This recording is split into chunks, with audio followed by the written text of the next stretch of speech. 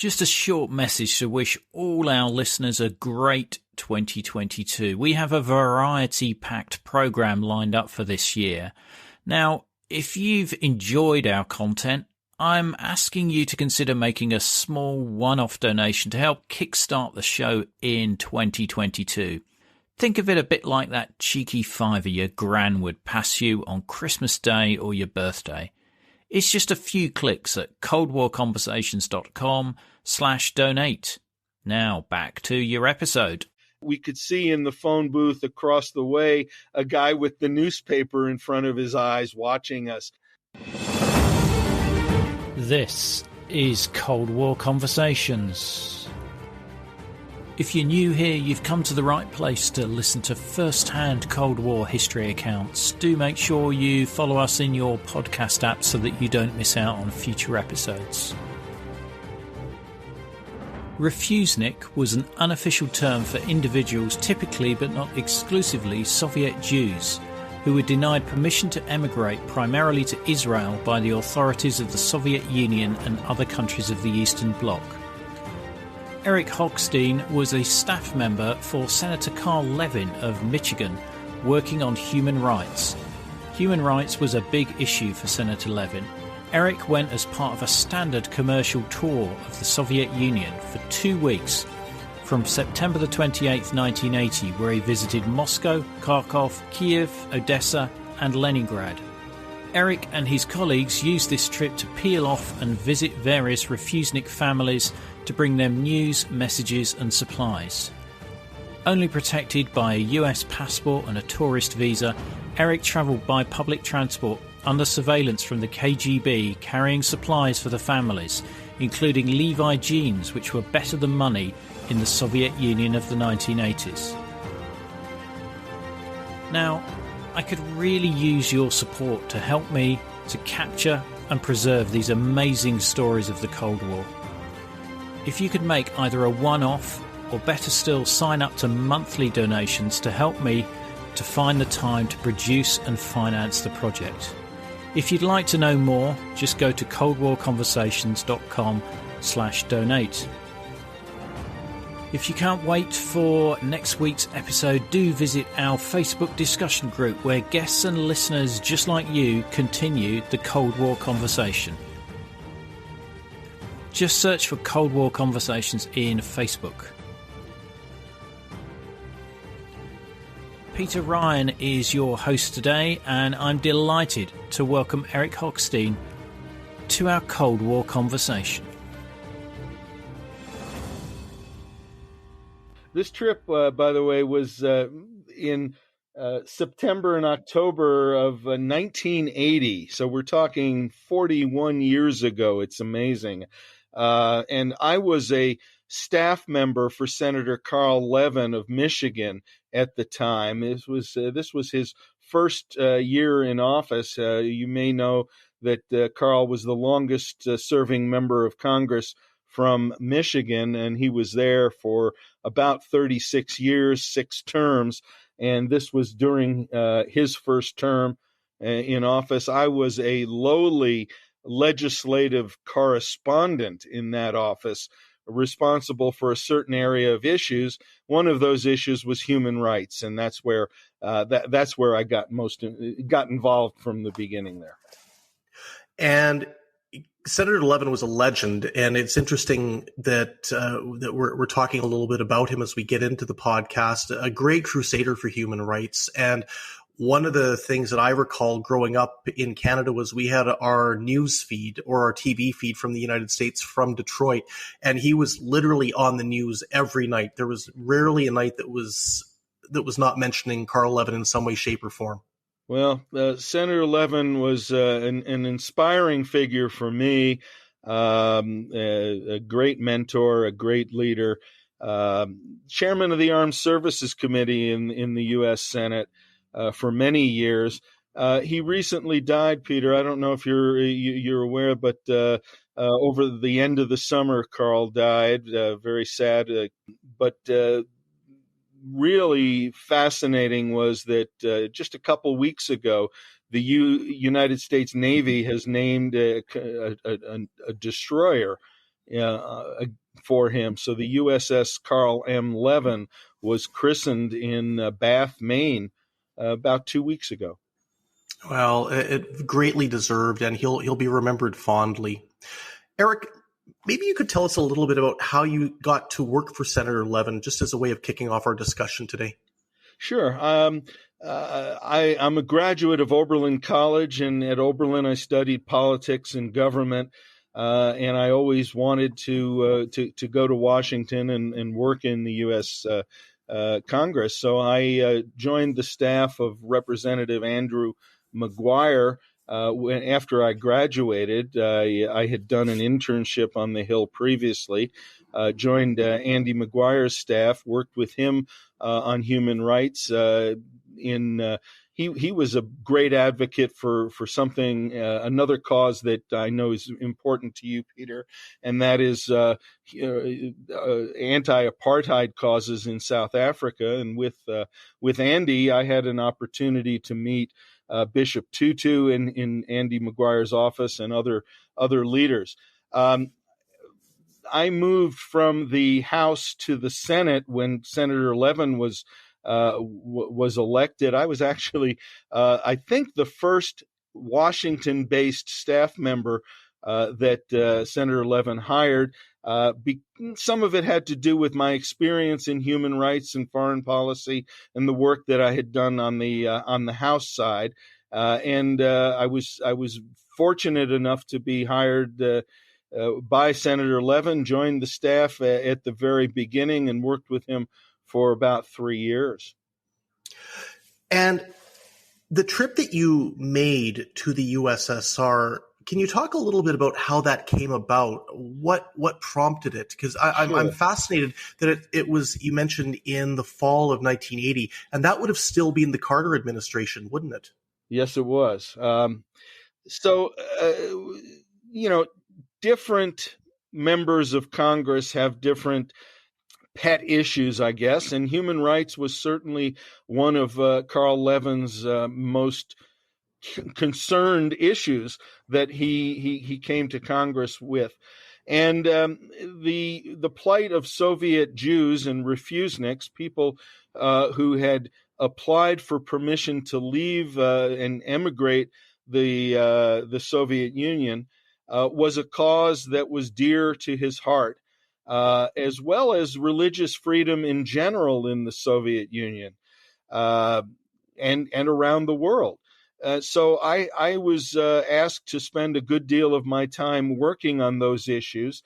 And those issues, just as other issues have lobbyists and interest groups in the United States, there was a large community of activists working to help the Soviet Jews get permission to leave Russia and to emigrate to Israel, the United States, and other countries. Canada certainly was another destination. And those organizations were very vocal, built sometimes around synagogues in communities, sometimes around the Jewish organizations in the states and districts. But what happened often was that those organizations would, in a sense, adopt certain individuals in the Soviet Union to attempt to keep attention on their cases and keep focus on their efforts to leave. Often those relationships were built on family relationships, people who had previously emigrated to one community or another, working on behalf of relatives, family members, friends, colleagues who were trying to leave the Soviet Union at that time. And the organizations such as the Union of Councils for Soviet Jewry were very active, sponsoring legislation, sponsoring efforts to bring certain individuals back, and keeping attention on the horrific policies of the Soviet government.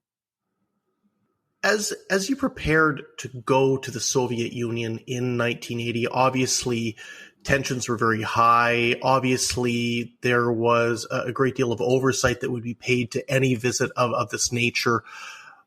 How were you prepared for it? What did the authorities in the United States, or perhaps any of the intelligence services, do to prepare you and the members of the delegation prior to leaving for the USSR? Well, it's an interesting situation that my situation. As I mentioned, the Union of Councils for Soviet Jewry and a local organization called Action for Soviet Jewry, which was based in Massachusetts, were really the organizations that helped us on this trip. And Peter, I went as part of a commercial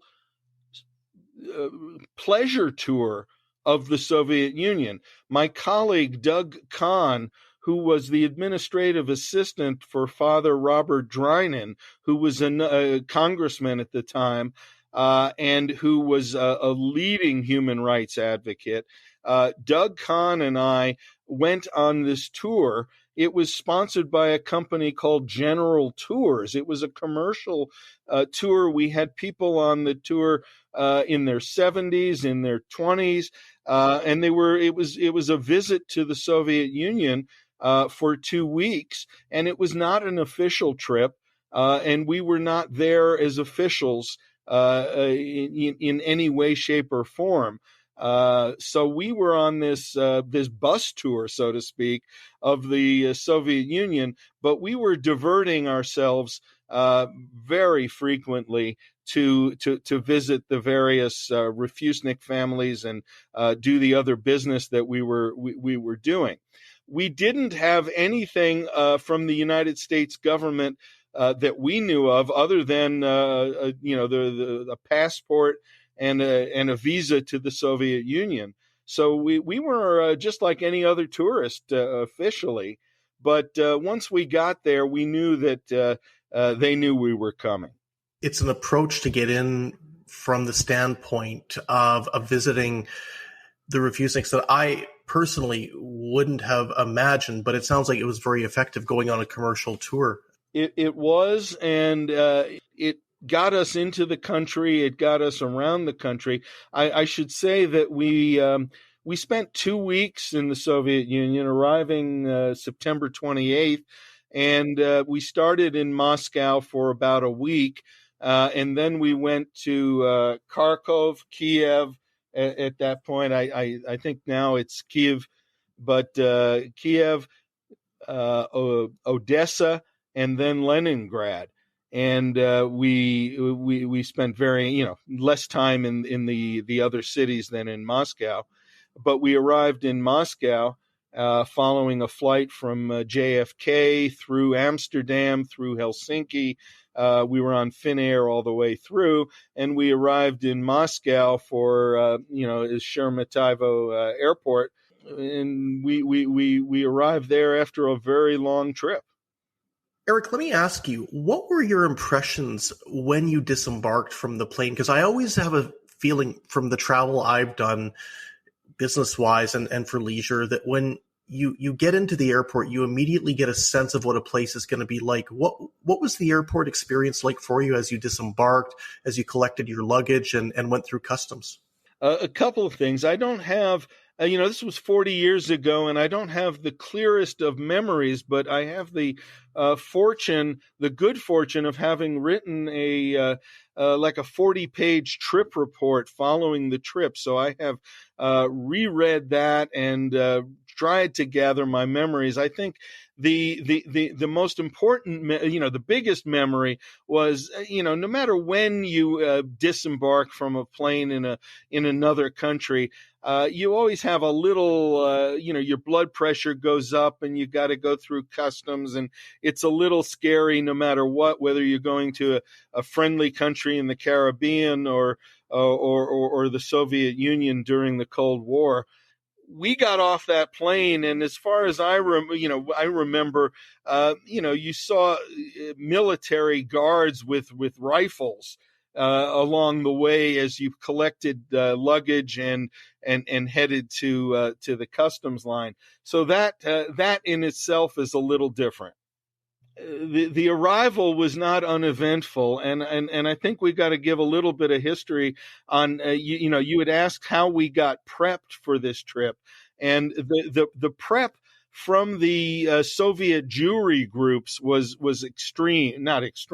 significant. I mean, they had told us a lot about what to expect. They had prepared us for what to say when we got to customs and things like that. We were carrying in our with us names and little index cards with names and addresses of the people that we were planning to visit.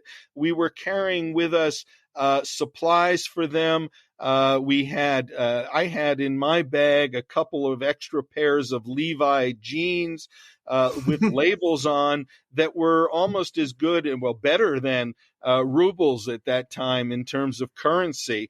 I had things that were being sent to various families. Doug had certain types of supplies with him, and so we were well prepared and well supplied for this trip. And when we got to Moscow and in the airport, we got our bags and we moved to the customs line. I was on one line and Doug was on another. And I remember that on Doug's line, ahead of him, a couple of people ahead of him was someone returning to the Soviet Union who had a rifle in his luggage, and the government officials were very serious about going through that rifle very, very carefully. Half hour, 45 minutes, something. That line was stopped completely. My line, and Doug was in that, and Doug had in his possession a lot of the names and things that we really needed to be able to maneuver once we got into Russia. But I had some books, I had some the clothing, the Levi's. And when I got when my number was called in the line, or when I got to the front of the line, they started looking at me very, very seriously. And I had the feeling that they knew that I was a Senate staff member and that I was there with a purpose. Doug went through, because his line had been stopped so much. Apparently, Doug went through with almost no hassle, and I actually got pulled aside, brought into a one of those dark, dingy rooms that you remember from the movies, and got not interrogated. My notes tell me that they didn't ask me any question. They didn't ask me anything. They just went through my bags and looked at me. They took my shoes off, looked to see if I had any Maxwell Smart stuff in my shoes. No, and then they let me out. It was scarier than you could imagine. I was there with people with rifles, and they had taken me away from my group.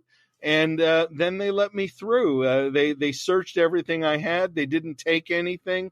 They knew what I had, and off we went. And we went to the Hotel Cosmos, which was a kind of a 3-4 star hotel in Moscow. I don't have tremendous memories of the place, but it was a functional, fairly modern for the 1980s hotel outside, kind of on the outskirts of central Moscow. What was your impression about the whole experience as you traveled through the city, as perhaps they took you to go out and see Moscow, as you perhaps visited a cafe or you popped into a store? What were some of the things that stood out for you? Well, throughout the trip, I think there was a lot. It was bleak, and my memory is bleak and cold. There's tremendous history in the country, and they took us on tours when we were able to go. They took us on tours to the Kremlin and the major museums and the churches and some of the theaters in the cities we visited. And it was a little bleaker than some of the European cities that I have visited. Certainly a great contrast between, say, Paris and Moscow. The city itself, I don't have tremendous memories of. I am very sorry that I don't have better memories, but from my notes and what we did, I realized that I was traveling a lot on my own and not with the group. We were going, I used the subway frequently, and the Moscow subway is one of the most beautiful and really exciting subways in the world. And I love, I'm a New Yorker by nature. I love the New York subway. It's always exciting. The Moscow subway is much cleaner, much more grand, just a totally different experience. But we were, I see that I was very much able to move around more than I expected, I think, and more than I realized. The Soviet architecture, the Russian architecture, the more modern architecture is bleak and block-like, and then the old Russian Orthodox, the churches and some really beautiful churches. And then the hotel that we stayed in, the Cosmos, was a modern block of steel and glass with really no personality whatsoever. I've been to Moscow. It's post-Soviet times, and I regret, one of my biggest regrets is I didn't have the chance to go on a trip on the metro. Is it as deep as everybody says it is? Oh my goodness, yes. The escalators down seemingly endless, and each of the subway stations is decorated in a slightly different style, and they're almost like museums each, and just fantastic in my memory. And again, my memory may be clouded or changed by various movies that we've seen, but I do remember endless escalators. And Peter, one of the things that we experienced throughout the trip was being followed by ostensibly the KGB. We saw them after the first day. When we got to Moscow, we came outside, and I looked for a phone booth to start making calls to some of the families that we were hoping to meet during the time we were there. And we could see in the phone booth across the way a guy with the newspaper in front of his eyes watching us. And, we got a glimpse of a face, and we saw that face a number of times throughout the trip. And so it was, Mad Magazine, spy versus spy. We weren't spies, but, we could see these people following us, and strange things happened to us in various places as we went to visit some of the families that we were trying to see. Let's touch on that a little bit, because I think that's really important in terms of some of the meetings that you had. You talked a little bit about how you were telephoning them and you were making the connections once you were in place. How did the initial meetings go? What was it like when you were going in to meet some of these families? How was the reception? What were their homes like? We were, first of all, we were given names of people to see by the groups that had sponsored our trips. So the Union of Councils had given us names. Groups in Michigan, where Senator Levin was from, had given me names of family members to try to see. Action from Soviet Jewry had really worked with Doug and prepped him with names. So we had names, we had cards with their addresses for the cabs. We had phone numbers at times. This is a fairly close-knit community in each of the cities, and throughout the country. There was kind of a network of Refusenik families and active families in that movement. So they knew we were coming because we had been, because the groups that we were working with had told people that we were coming. And I don't want to say we were rock stars, but, Father Drinan was very, very well known. Senator Levin, even though he was new in the Senate, was well known. A Jewish senator was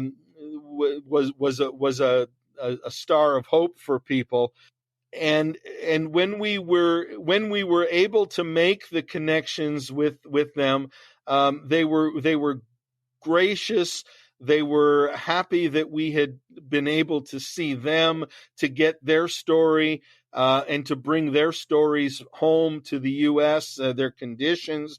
In some cases, we were used as messenger pigeons to share information about families and health conditions and things like that with the people. But we were able to go to people's homes. They were, very working class apartments in large apartment blocks, buildings like we would see in projects in the United States. I have memories of large projects with just blocks and blocks of cement buildings, and we knew which we found the families we were trying to see in those apartments, and they would bring in friends of theirs who they wanted to introduce to the guys from the U.S. Senate and the House, and we would do our best to converse with them. And that conversation, I'm curious about language. Were they adept in English? Were they able to communicate in English? Well, some were adept in English. Doug, fortunately, speaks Hebrew very, very well, and he was able to converse with some of the people in Hebrew directly.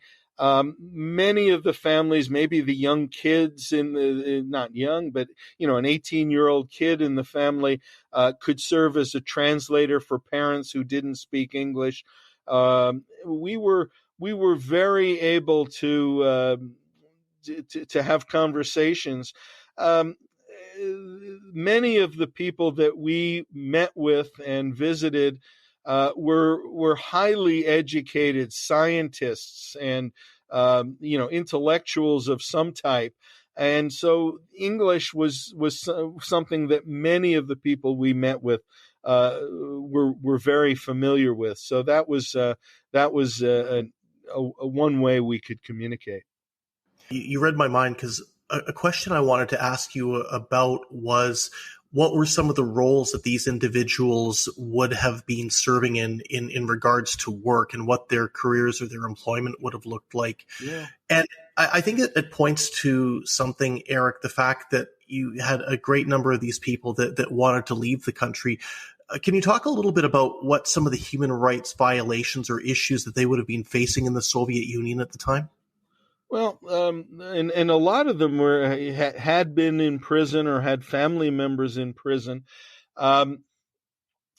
These might be people who were scientists and who had been charged with violations of protected information. There were a lot of trumped up charges, we think, that put people in prison at the time. You've heard of famous prisoners like the Anatoly Sharansky. We met with family of his on the trip.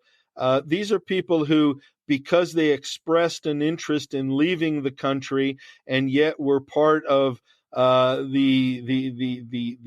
brightest, perhaps the most knowledgeable, the smartest, they were being focused on and not permitted to leave because they wanted to get out and do more things in a freer environment, and many of them spoke out and were imprisoned.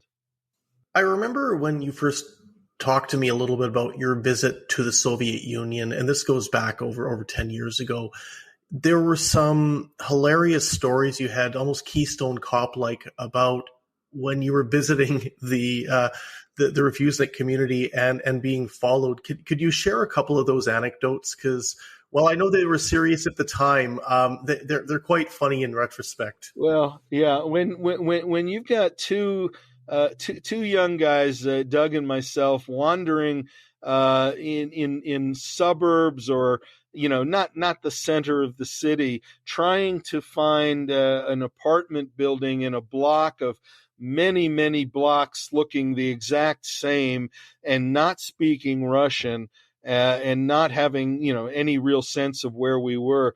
All sorts of things could happen. So, as I said, usually when we left the hotel, first of all, we had to, make excuses for not going to the Bear Ballet show with our group, and we were, there are only so many excuses you can have, and we used all of them that we could figure out to try not to attract too much attention to what we were doing from the members of our group. But we would get out and we would give a cab driver an address, not knowing, northeast, west, south, whatever. We didn't know where we were going, and they would just sort of take us to that address. And very often there would be lights of a cab or a car behind us, following us no matter which way we went, and no matter which way the cabbie could get lost on his route. So one night we were out in, I believe it was in part of Moscow, way outside the center of the city, and there was an area of apartment buildings, and they were separated by a highway with a pedestrian tunnel underneath. And Doug and I were looking for the apartment we were trying to get to, and we were on one side of the highway, and somebody may have pointed us in the opposite direction to the other side, but we went through the tunnel, and we went looking for it on the other side, the address, and we weren't able to find that. And we started to go back into the tunnel again, and the guy who was following us knew where we were going and pointed us in the right direction. And that was one of the funnier events and comical events. The guy actually pointed us to the apartment that we were trying to get to. There were other times when, we were out late at night after visiting people in their apartment, and we would be looking for a cab, or the family might have called a cab to get us, and there was clearly a second car following us, or following the cabs that picked us up along the way. So that kind of thing happened, all the time in most of the cities we visited, and we just got very used to it, because we felt, and we would say to ourselves when we were outside of the rooms, we must be protected, because we are, they know we're members of congressional staff, so they're not going to do anything to us. And the most important thing for them was knowing who we were going to see, or trying to figure out who we were seeing and why. Do you know, Eric, were there any, I don't know if recriminations is the right word, but was there any questioning of the families that you might have visited by the security services in the Soviet Union after you'd left? I don't recall. I believe that there were, we did get a couple of notes back from people saying that after we were there, someone came in, knocked on the door, and asked one or two of the families what we were talking about or why we were there. But I don't think that there was any real trouble as a result of that. And looking back at the meetings that you had with these families, can you talk a little bit about what some of the ultimate outcomes were from the meetings? Did your visits go a distance to assist them in terms of improving their conditions living in the Soviet Union or being able to emigrate to Israel? A number of the families that we met have emigrated. I unfortunately never reconnected with any of the families either here or in Israel, and I don't have a specific family to talk about in that way. What I can say is that by visiting the families, there was, it was emotional for them to know that their, I hate to call them cases, but their case was known, was a member of the U.S. Congress, was aware of them and trying to help. That their plight was being shared with others here, and that was encouraging and helpful.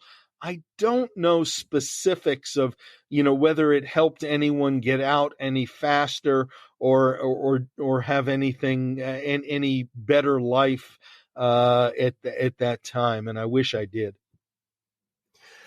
You talked a little bit about how they were aware of Senator Levin and other personalities in the States. How informed did you find not just the Refusenik families, but the Soviet people you encountered in general? How aware were they of what was going on in the United States or in the West in general? My goodness, the Refusenik families were super aware of things like the Helsinki Convention. When we were there was a Madrid conference on human rights that was going to happen very soon, and they were strategizing on how to get their cases presented and to make sure that certain people were well represented in those international conferences. These people were doing their best to listen to the voice of America and the BBC broadcasts. In fact, when we were there, Peter, we in Moscow, for example, we were demonstrated the way that the Soviets were blocking the broadcast. So we heard live broadcasts on the radio, and you could hear what was being done to block them.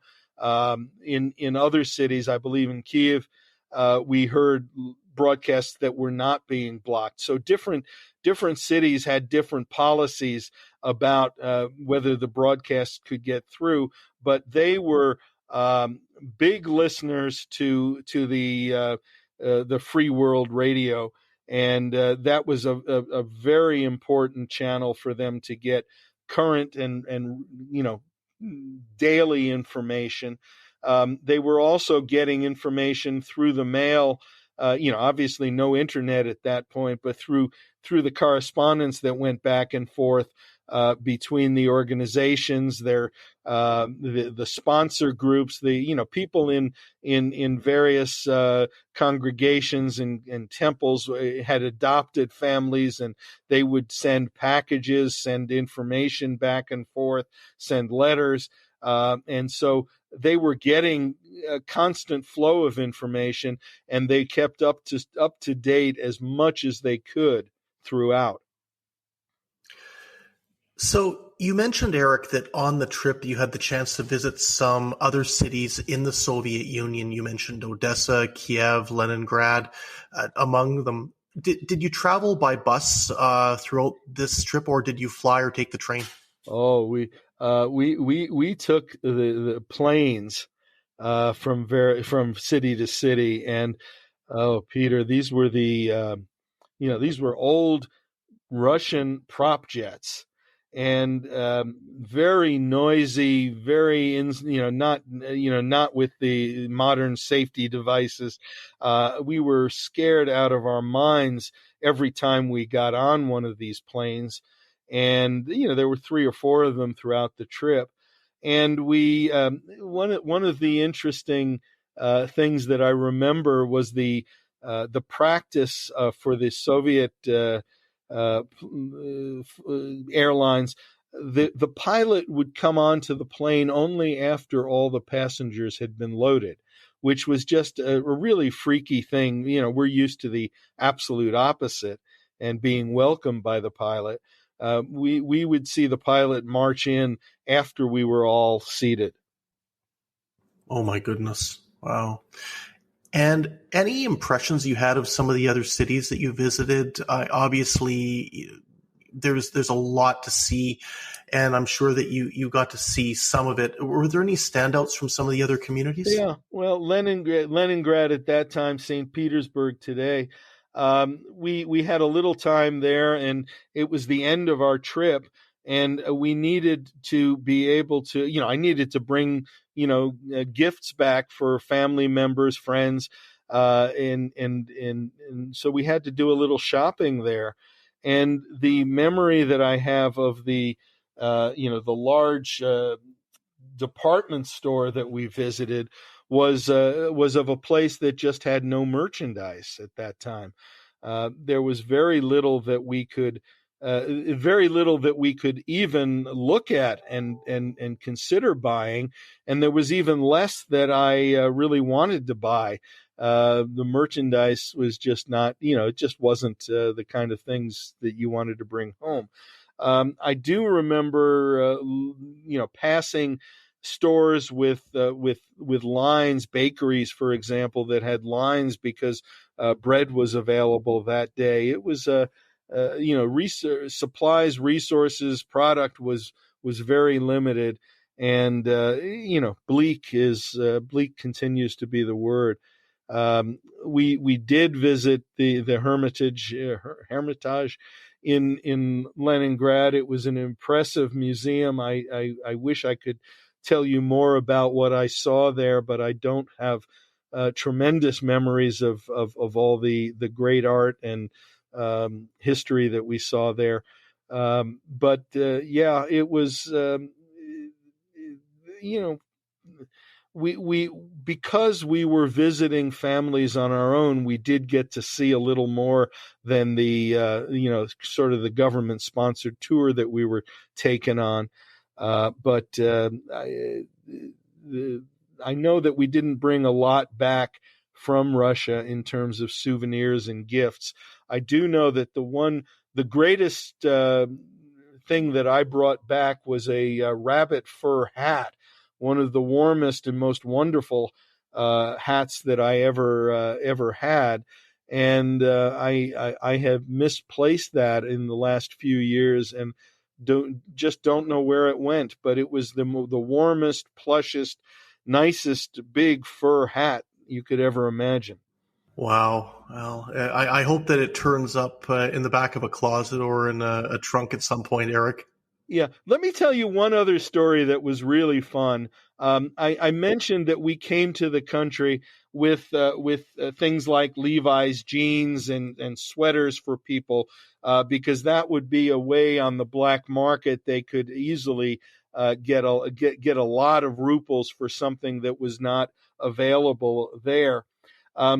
When we got to one of the cities after Moscow, and I don't know, I think it was Leningrad, we were planning to bring a pair of Levi's to one of the families we met there, and we had that stacked in our closet in the hotel room.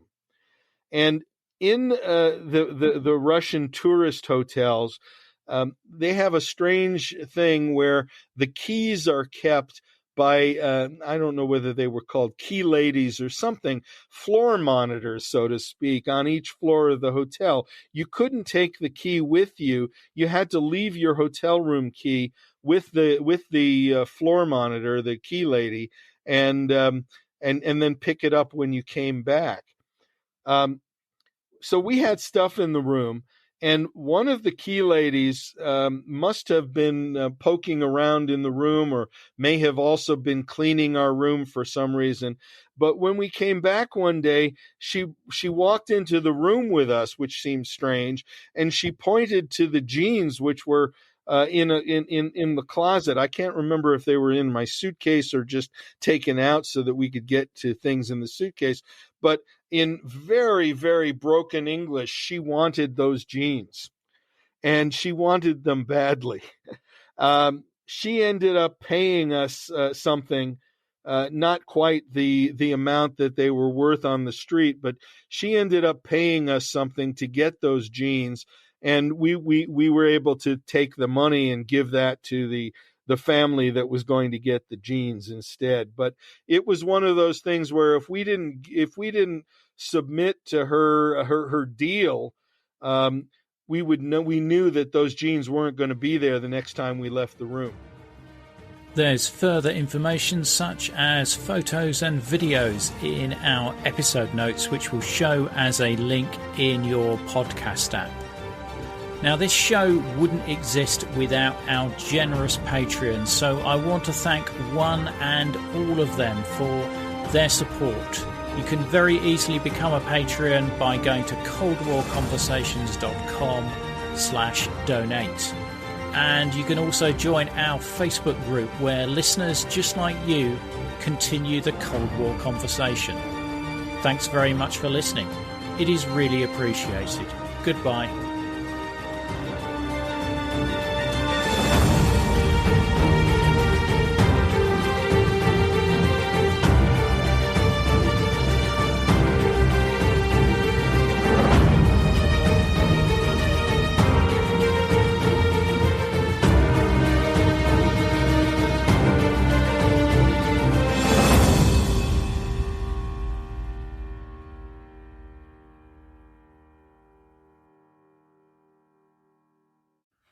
Thanks for listening right through to the end. I really appreciate it. And maybe check out our store and see if you can find the ideal gift for the Cold War enthusiast in your life.